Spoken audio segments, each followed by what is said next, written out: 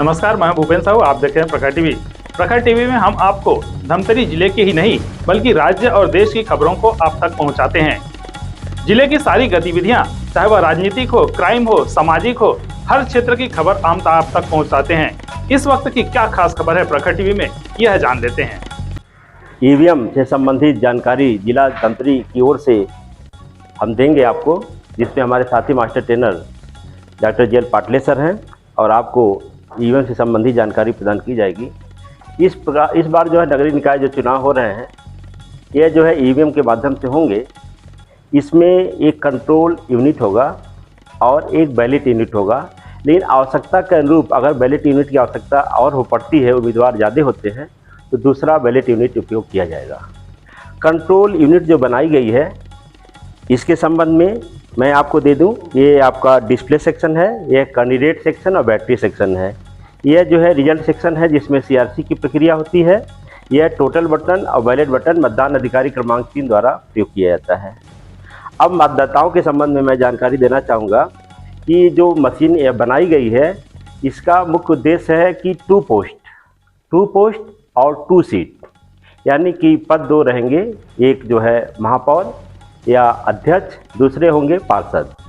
मतदाता जब पहले आएगा मतदान अधिकारी क्रमांक 1 के पास, उसके बाद मतदान अधिकारी क्रमांक 2 के पास जाएगा, प्रक्रिया को पूर्ण करेगा। उसके बाद मतदान अधिकारी क्रमांक 3 के पास जब वो जाएगा, तो मतदान अधिकारी क्रमांक 3 बैलेट को जारी करेंगे और बैलेट को जारी करने के बाद मतदाता को कहा जाएगा कि वह मतदान प्रकोष्ठ में गोपनीय कक्ष में जा और वह जो है अपने पसंदीदा उम्मीदवार के जो सामने के बटन को दबावें और मतांकन करें।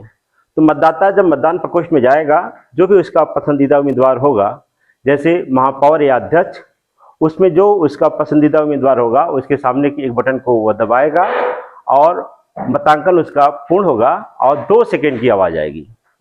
उसके बाद जब वह पार्षद के अपने पसंदीदा उम्मीदवार के सामने के बटन को दबाएगा, तो 15 सेकंड की आवाज़ आएगी और मतदान की प्रक्रिया पूर्ण हो जाएगी और मतदाता मतदान कक्ष से बाहर चला जाएगा। यह इसकी प्रक्रिया है। अब इसको हम करके देखते हैं कि कैसे यह मशीन कार्य करती है। तो सबसे पहले हम इसको बैलेट जारी करते हैं। सर आना, यह बैलेट जारी होगा। देखिए, जैसे बैलेट जारी किया जाएगा तो कंट्रोल यूनिट का जो बिजी लैंप है वह जलने लगेगा, जो लाल कलर का है, और जो बैलेट यूनिट है, इसका रेडी लैंप जलने लगेगा। अब मतदाता जो भी उसका पसंदीदा उम्मीदवार होगा, उसके बटन को दबाएगा। चलिए दबा के देखते हैं। सबसे पहले दबाया हो, अब देखे होंगे 2 सेकंड की आवाज़ आई। अब उसके बाद वह दूसरे बटन, यानी कि पार्षद के किसी बटन को वह दबाएगा तो 15 सेकंड की आवाज़ आएगी। देखिए, दबाए और उसके बाद 15 सेकंड की आवाज़ आई।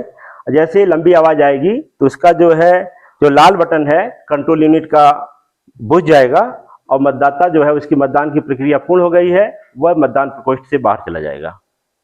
सर, इसमें एक ही यदि 8 महापौर हैं और 3 पार्षद हैं, तो क्या एक ही ईवीएम से काम चलेगा? सर बिल्कुल। और पहले पार्षद का बटन दबाए तो हाँ, एक चीज मैं आपको क्लियर कर दूं। जैसे सर का क्वेश्चन है कि महापौर को दबावे या पार्षद, वो उसके इच्छा पर निर्भर है कि वह चाहे पार्षद को दबावे या वह जो है पहले महापौर को दबावे। लेकिन जो भी बटन वह पहला दबाएगा तो पहले बटन में 2 सेकंड की आवाज़ आएगी। जब वह दूसरे बटन का उपयोग करेगा तो वो 15 सेकंड की आवाज़ आएगी और मतदान की प्रक्रिया पूर्ण हो जाएगी। जैसे इसको हम करके देख लेते हैं कि आखिर में सर जैसा कहा वो होती है कि नहीं। इसमें जैसे मतदान अधिकारी क्रमांक 3 बैलेट को जारी किया। अब हम जो है महापौर को न दबा करके हम पार्षद को दबा के देखते हैं क्या होता है। देखिए, 2 सेकंड की आवाज़ आई। अब वह महापौर को दबाता है तो एक लंबी आवाज़ आएगी और मतदान की प्रक्रिया पूर्ण हो गई। कोई भी 2 बटन दबाएंगे। बिल्कुल सर, स्वागत है। नोटा का ऑप्शन है।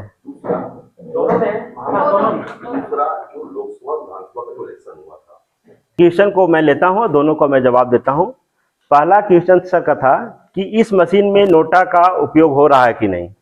तो जैसे कि अब नामांकन की प्रक्रिया समाप्त हो चुकी है, हमारे पास जो है आ गया उम्मीदवारों की सूची आ गई है, लेकिन जितने उम्मीदवार हैं प्लस एक और बटन रहेगा नोटा, यानी कि कैंडिडेट प्लस नोटा, यानी कि नोटा का बटन जो है होगा, यानी कि एक महापौर में जितने कैंडिडेट रहेंगे प्लस एक नोटा होगा, और इसी प्रकार जो पार्षद हैं उसमें जितने कैंडिडेट होंगे प्लस एक नोटा, वह भी इसमें इंक्लूड रहेगा, यानी कि दोनों में जो है नोटा का बटन शामिल रहेगा। सर का दूसरा क्वेश्चन क्या था कि वीवीपैट इसमें है कि नहीं, इसमें पर्ची हम जो है देखते हैं कि नहीं। तो इस ईवीएम में जो नगर निकाय में प्रयोग किया जा रहा है 2025 में, इसमें ईवीएम का मतलब कंट्रोल यूनिट और बैलेट यूनिट है, इसमें वीवीपैट शामिल नहीं है। तो ये थे अब तक की खबरें। सभी खबरों के लिए आप बने रहिए प्रखर टीवी के साथ।